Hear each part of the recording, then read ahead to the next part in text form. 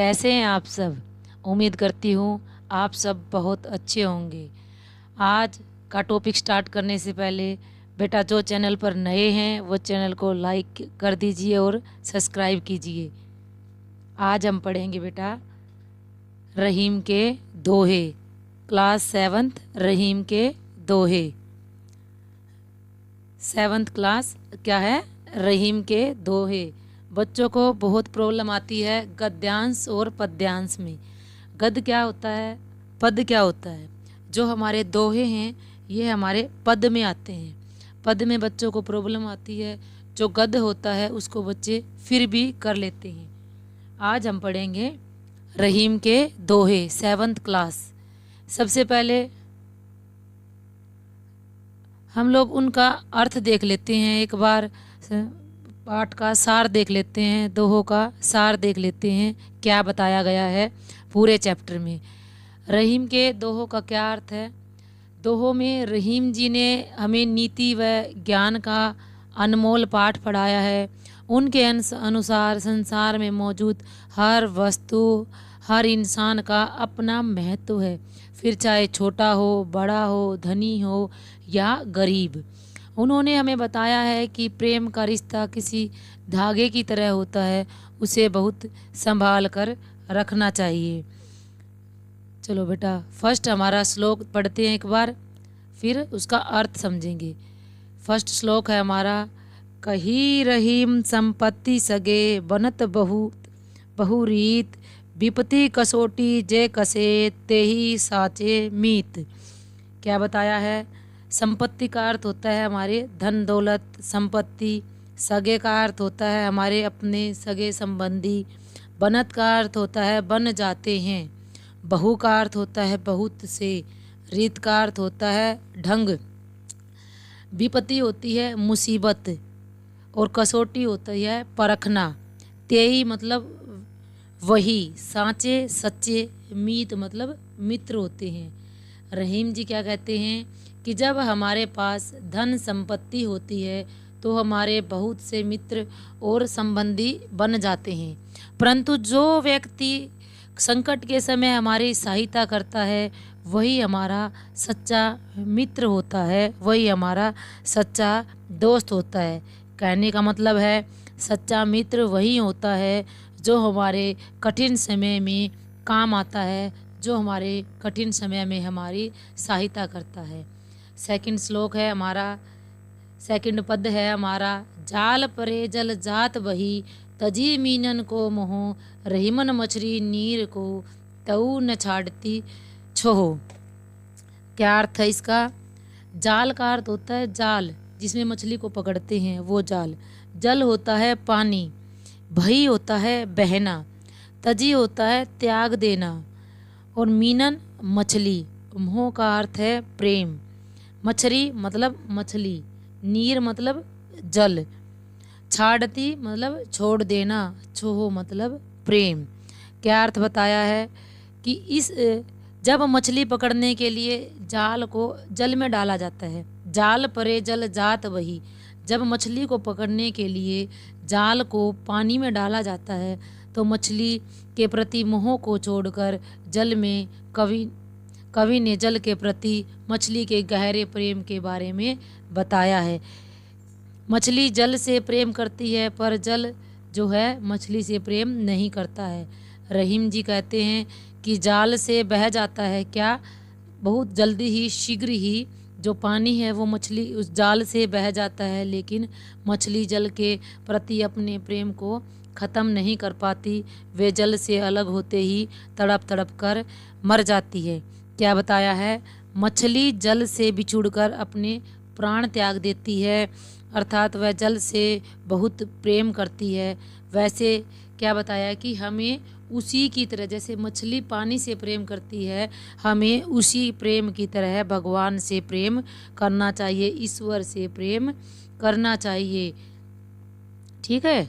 Next हमारा पद है, तरुवर फल नहीं खात है, सरवर पियत न पान, कही रहीम पर काज हित, संपत्ति सची सुजान। क्या बताया है।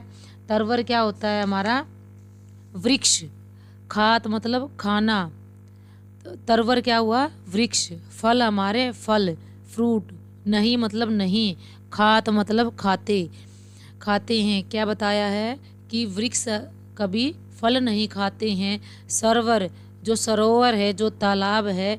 पियत न पान, पियत मतलब पीते हैं, न नहीं, पान मतलब पानी। क्या अर्थ है कि वृक्ष फल नहीं खाते हैं, सरोवर या तालाब जल नहीं पीते हैं। कही रहीम पर काज हित, रहीम जी कहते हैं कि परम काज मतलब दूसरों की भलाई के लिए, हित मतलब भलाई के लिए, पर काज मतलब दूसरों के कार्य, हित भलाई के लिए। संपत्ति, जो हमारा धन दौलत है, संपत्ति है। सच्चाई, सींचना चाहिए, एकत्रित करना चाहिए, इकट्ठा करना चाहिए। सुजान मतलब बुद्धिमान मनुष्य को, बुद्धिमान व्यक्ति को।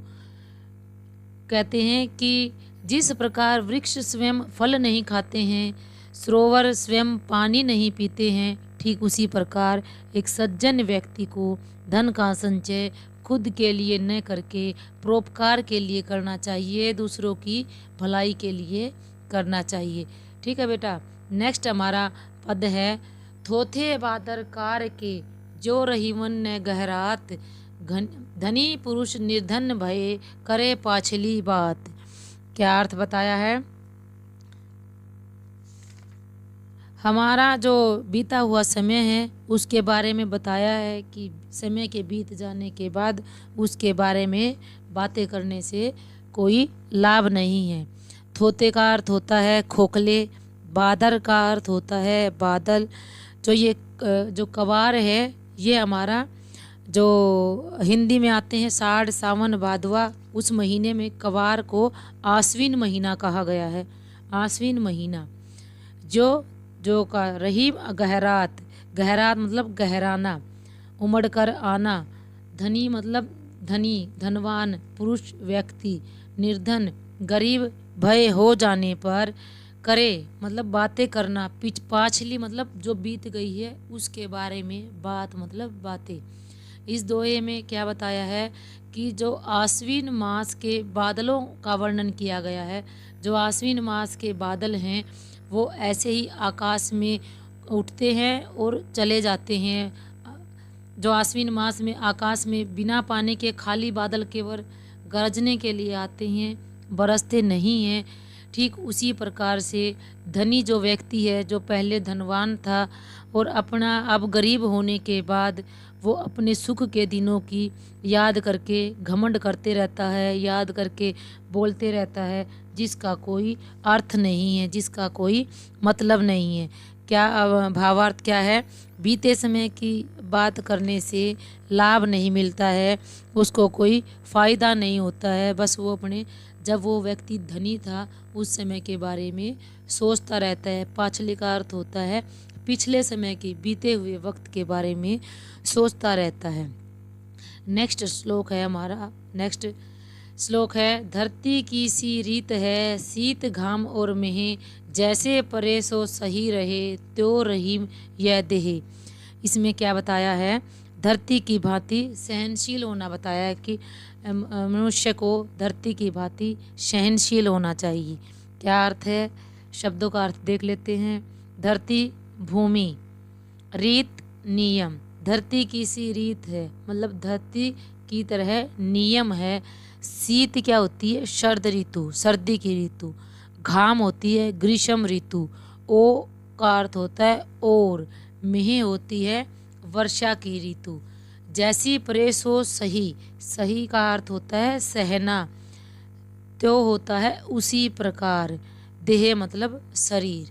क्या बताया है, रहीम जी कहते हैं शरीर को झेलने की रीति धरती के समान होनी चाहिए।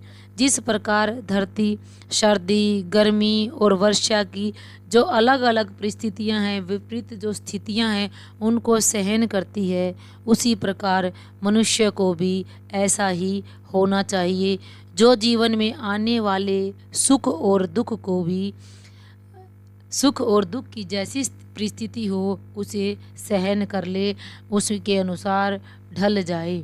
ठीक है बेटा, आपको पद समझ में आ गए होंगे। अगर आपको थोड़ा बहुत कन्फ्यूजन रह जाता है अभी, तो नीचे शब्दार्थ हैं, शब्दार्थ देख के एक बार फिर से प्रैक्टिस कर लेना बेटा।